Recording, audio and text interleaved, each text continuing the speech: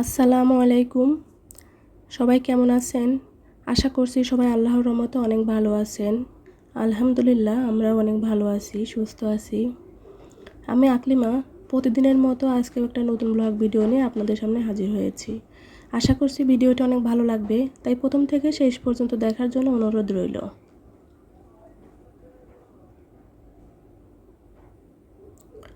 এই তো সকালবেলা রান্না করতে বসেছি।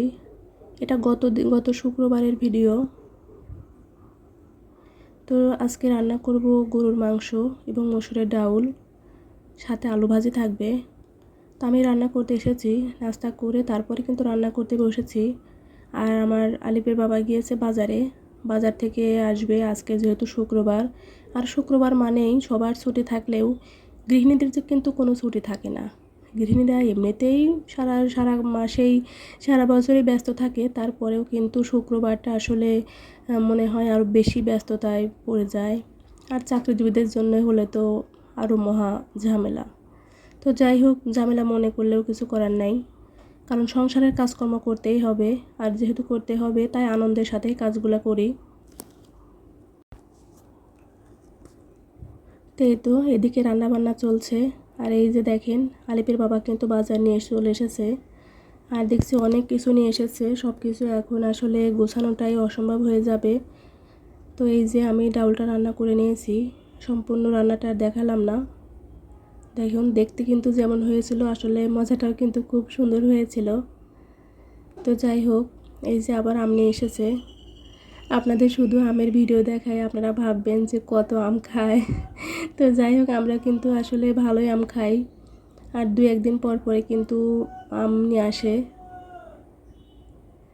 এগুলো নাকি ল্যাংড়া আম। আর চারটা আছে অন্য আম, ওই চারটা মনে হচ্ছে খুব বেশি কড়া মিষ্টি। তো হ্যাঁ, মিষ্টিই ছিল। আর এই আমগুলাও কিন্তু বেশ ভালোই মিষ্টি, আমগুলা মজা ছিল। তো যাই হোক, আমি আমগুলো একটা ঝুড়িতে তুলে নিলাম। আর এই তো কিছু কাঁচা বাজার করেছে, পটল এনেছে, তারপরে কচু এনেছে, যেহেতু ইলিশ মাছ এনেছে। ইলিশ মাছের সাথে আবার ও মানে কচুটা খেতে খুব পছন্দ করে। আর এদিকে নিয়ে এসেছে শসা। তো যাই হোক, আমি জাস্ট আপনাদেরকে একটু দেখিয়ে দিচ্ছি কী কী এনেছে। আমি আর এখন সব কিছু গোছাতে পারবো না, অত সময় পাবো না। এই জন্য সব কিছু দেখে একটু সাইডে রেখে দিচ্ছি, পরে এগুলা তুলে নিব।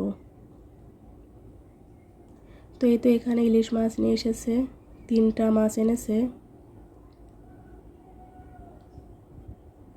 এখানে আরও দেখছি মাছ আছে, এটা হচ্ছে সিলভার কাপ মাছ। মাছটা বেশ বড়ই ছিল। আর এদিকে এনেছে পাঙ্গাস মাছ। পাঙ্গাস মাছ আমি আমার ছেলে খেতে বেশি পছন্দ করি, ওর বাবা খুব কম, মনে চাইলে খায়, না হলে খায় না। আমার ননদ কিন্তু আবার পাঙ্গাস মাছ খায় না। তো যাই হোক, এই যে আমি গোশটা এখন মাখিয়ে চুলায় দিয়ে দিব, কারণ এদিকে মাছ আবার কাটতে হবে, ধুতে হবে, তারপরে আবার ফ্রিজে রাখতে হবে। তো গোশটা আমি হাতে মাখিয়ে চুলায় দিয়ে দিব, অত ঝামেলা আর করতে যাব না। আসলে আমি কিন্তু কষিয়েও রান্না করি, কিন্তু বেশ কিছুদিন হলো হাতে মাখিয়েই দিচ্ছি, অত ঝামেলা হয় না। কষাতে গেলে ওখানে দাঁড়িয়ে অনেকক্ষণ ধরে কষাতে হয়। তো হাতে মাখিয়ে দিলেও কিন্তু বেশ মজাই হয়, মন্দ হয় না। তো এই তো মাখানোর পরে আমি বাড়তি যে মশলাগুলো এগুলা দিয়ে দিলাম, রান্না চুলায় চড়িয়ে দিয়েছি।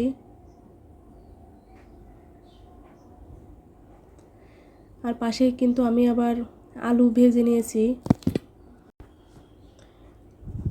আলিপের বাবা আবার আলুটা ভাজি খুব পছন্দ করে।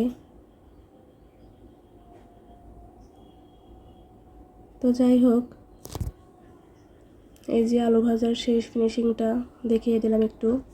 আর এই যে মাছগুলো কিন্তু আমি অফ ক্যামেরায় ধুয়ে নিয়েছি, এত আসলে দেখানো সম্ভব হয় না, কারণ সব কিছু দেখাতে গেলে না ভিডিওটি অনেক বড় হয়ে যায়। আর সব কিছু তো অত বিস্তারিত দেখানো সম্ভব না, তাই আমি মাছগুলো সুন্দর করে ধুয়ে নিয়েছি। এখন এই যে বাটি বাটি করে প্লাস্টিকের বাটিতে আমি কিন্তু মাছগুলা সুন্দর করে তুলে রাখছি। আমি যে ওক্তে যেভাবে যে কয়টা করে রান্না করব সেভাবে রেখে দিচ্ছি। আমাদের সবার জন্য একটা করে দেই, আলিপের জন্য 2টা দেওয়া হয়, কারণ 2 বেলা 2টা খায়। আর রাতে তো অন্য কোনো কিছু রান্না করলে সেটাই খায়। তো আমি কিন্তু এভাবে এই বাটিতে করে ফ্রিজে রেখে দেই। নিচে মাছ রাখি, পরে কিন্তু আবার একটি বাটিতে একটা পলি দিয়ে রাখি মাঝখানে, তার উপরে মাছ রাখি। পরবর্তীতে যখন মাছ বের করি তখন পলিথিনটা সরিয়ে দিলেই কিন্তু হয়। এতে কি হয়, মাছগুলো অনেক বেশি আটে, একটা কোটাতেই অনেক বেশিগুলো মাছ আটে। তো এখানে এই যে পাঙ্গাস মাছ আমি কিছু তুলে রাখবো, যদি তরকারি মানে ফুরিয়ে যায়, রাতে তো আবার রান্না করতে হবে। তো আমি এই জন্য রেখে দিচ্ছি, এটা নর্মাল ফ্রিজে রেখে দিব, আর বাদ বাকিগুলো কিন্তু আমি ডিপ ফ্রিজে রাখবো। তো এই ফাঁকে সবাইকে একটা কথা স্মরণ করিয়ে দেই প্রতিদিনের মতো, আমার প্রিয় আপুমণিরা, ভাইয়েরা, আন্টি, আঙ্কেল, ছোট বড় যে যেখান থেকে আমার ভিডিওটি দেখছেন না কেন, সবাইকে অসংখ্য অসংখ্য ধন্যবাদ। আর প্লিজ আমার ভিডিও পছন্দ হলে, ভালো লাগলে একটা লাইক দিবেন এবং আমার চ্যানেলটি সাবস্ক্রাইব করে রাখতে পারেন, যাতে আমি কোনো ভিডিও ছাড়লে আপনার ফোনে নোটিফিকেশন চলে যায় এবং আপনি প্রতিদিন আমার ভিডিওটি দেখতে পারেন। একটা লাইক দিলে আপনাদের খুব একটা ক্ষতি হবে না, কিন্তু আমার জন্য খুব উপকার হবে। তো এই জন্যেই লাইক দিয়ে ভিডিওটি দেখা শুরু করবেন,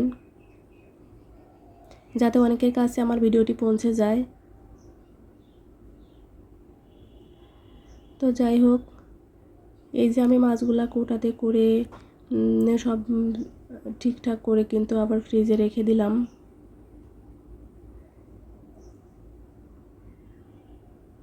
আমি এখন বাড়তি থালি বাটিগুলা যেগুলা এর মধ্যে কাজ করা হয়েছে, আমাদের কিন্তু সকালে খাবার দাবারও খাওয়া হয়েছে, সেগুলো আর কি মেজে রাখছি। এখন মাছ যেগুলোতে ধুয়েছিলাম, মাছ যেগুলোতে রেখেছিলাম যে বাসনগুলোতে, সেগুলোও একদম ধুয়ে নিচ্ছি।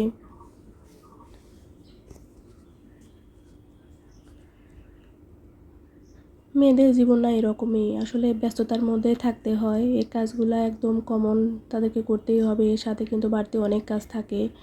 আর যাদের বাচ্চা কাচ্চা আছে, যাদের ছোট বাচ্চা, তাদের তো আরও ঝামেলা, অনেক কিছু একসাথে সামলাতে হয়। তো যাই হোক, কিছু করার নেই, সংসার জীবনটা মানেই একটু কষ্ট, আর ওই কষ্টটা মেনে নিয়েই চলতে হবে। আর আমাকে যেহেতু অফিস করতে হয়, আমার জন্য আর বিশেষ ঝামেলা। আমি কিন্তু এই শুক্রবারটা একটু টাইম পাই, শুক্র শনি আমাদের ছুটি থাকে, শুক্র শনিটাই আমার জন্য একটু ছুটি থাকে। আসলে এই ছুটির দিনে না রেস্ট নেওয়া হয় না, বরঞ্চ ছুটির দিনে আরও বেশি কাজ থাকে, বাড়তি কাজ থাকে, যেগুলো আসলে প্রতিদিন করা যায় না, আসলে করতে চাইলেও না সময় হয় না। তো যাই হোক, যতটুকু পারি ততটুকু গুছিয়ে নেই এবং প্রতিদিনই করার চেষ্টা করি।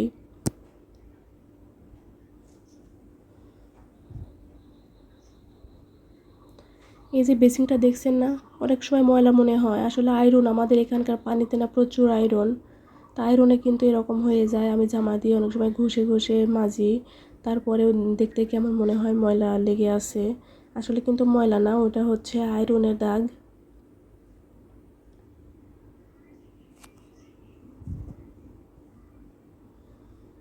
আমি এখন সব কিছু ধুয়ে পানি নিংড়িয়ে নিব।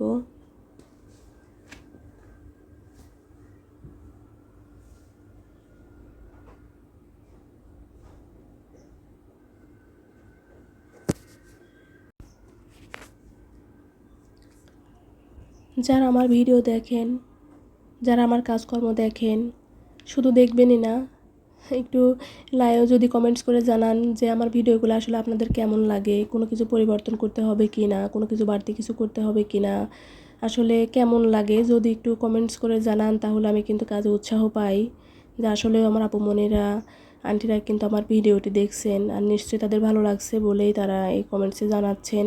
ভালো লাগলেও বলবেন, ভালো না লাগলে সেটাও জানাবেন। আমি কিছু মনে করব না, কারণ আসলে ভুল তো মানুষেরই হয়, আমি ভুল থেকে শিক্ষা নেব। আবারও বলছি, আমার ভালো লাগা থেকে কিন্তু এই ইউটিউবে আসা। আমি অন্যদের ভিডিও দেখতাম, দেখতে দেখতে কিন্তু আমার মধ্যে একটা উৎসাহ জেগেছে যে আসলে সবাই তো করে, আমি দেখি, চেষ্টা করি। আমি কত দূর কী করতে পারবো জানি না, তবে আমার অনেক ইচ্ছা, অনেক শখ ছিল, অনেক ইচ্ছা নিয়ে কিন্তু আমার ইউটিউবে আসা। এখান থেকে কী পাবো, কতটুকু পাবো, সেটা তো অনেক দূরের কথা, পাবো কি না, আদৌ পাবো কি না সেটা আমি জানি না। তবে আমার ভালো লাগা, সত্যি বলতে ভালো লাগা থেকে, শত ব্যস্ততার মাঝে থেকেও কিন্তু আমি এই কাজটা করছি। যারা আমার পরিচিত তারা জানেন যে আমি চাকরি করি, তারপরে চাকরি করে 2টা বাচ্চা সামলে কিন্তু আমি একটু ফাঁক করে কিন্তু কাজটা করছি। তো যাই হোক, আজ এ পর্যন্তই। সবাই ভালো থাকবেন, সুস্থ থাকবেন, আমার ভিডিওটা বেশি বেশি দেখবেন, আমাদের জন্য দোয়া করবেন। আপনাদের জন্য আমি দোয়া করি। সবাই ভালো থাকেন, সুস্থ থাকেন। আসসালামু আলাইকুম।